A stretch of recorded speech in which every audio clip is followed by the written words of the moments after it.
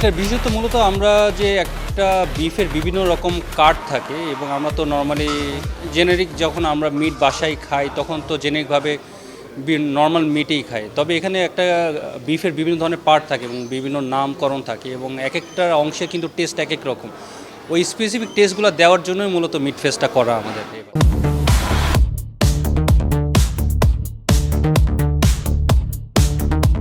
বিভিন্ন সময় আমরা দেখে থাকি যে হলিডে ইন ফুড ফেস্টিভ্যাল আয়োজন করে থাকে, সেই ধারাবাহিকতা আজকে আমরা মিট ফেস্ট দেখছি এবং দেখলাম যে সুস্বাদু অনেক খাবার এখানে আসলে সাজানো আছে।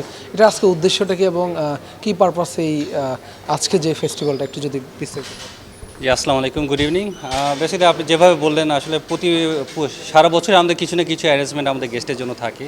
আমরা বিভিন্ন ধরনের ফ্লেভার গেস্টকে দিতে চাই এবং সে উপলক্ষে এখন অ্যারেঞ্জ করা আলটিমেট মিট ফেস্ট, সেখানে শুধুমাত্র বিফ নয়, আমাদের চিকেন, মাটন, আদার সব কিছু আছে, তবে মেইন আকর্ষণটা বিফের প্রতি। আপনি দেখেছেন বুফেতে অবশ্যই বিভিন্ন ধরনের স্টেক কাট আমাদের আছে।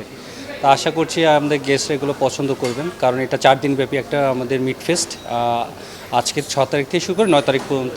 এটা আমরা 8,000 টাকা পার পার্সন করছি এবং অনেকগুলো ব্যাংকের সাথে আমাদের অফারিংসটা আছে, বাই 1 গেট 1 থেকে গেট 3, এবং স্পেশালি ব্র্যাক ব্যাংকের কিছু কার্ডের সাথে বাই 1 গেট 3 আছে।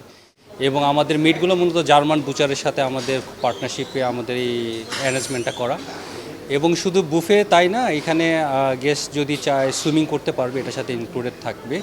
এবং আমাদের একটা র্যাফেলও থাকবে 4 দিন শেষে, সেটা হলো এয়ার এক্সট্রাতে ঢাকা, কক্সবাজার ঢাকা টিকিট জেতার একটা সুযোগ থাকছে আমাদের অতিথিদের জন্য।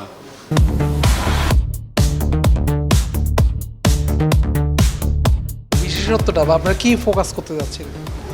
এটার বিশেষত মূলত আমরা যে একটা বিফের বিভিন্ন রকম কাট থাকে এবং আমরা তো নর্মালি জেনেরিক যখন আমরা মিট বাসায় খাই তখন তো জেনেরিকভাবে নর্মাল মিটেই খাই, তবে এখানে একটা বিফের বিভিন্ন ধরনের পার্ট থাকে এবং বিভিন্ন নামকরণ থাকে এবং এক একটা অংশে কিন্তু টেস্ট এক এক রকম। ওই স্পেসিফিক টেস্টগুলো দেওয়ার জন্যই মূলত মিট ফেস্টটা করা আমাদের এবার।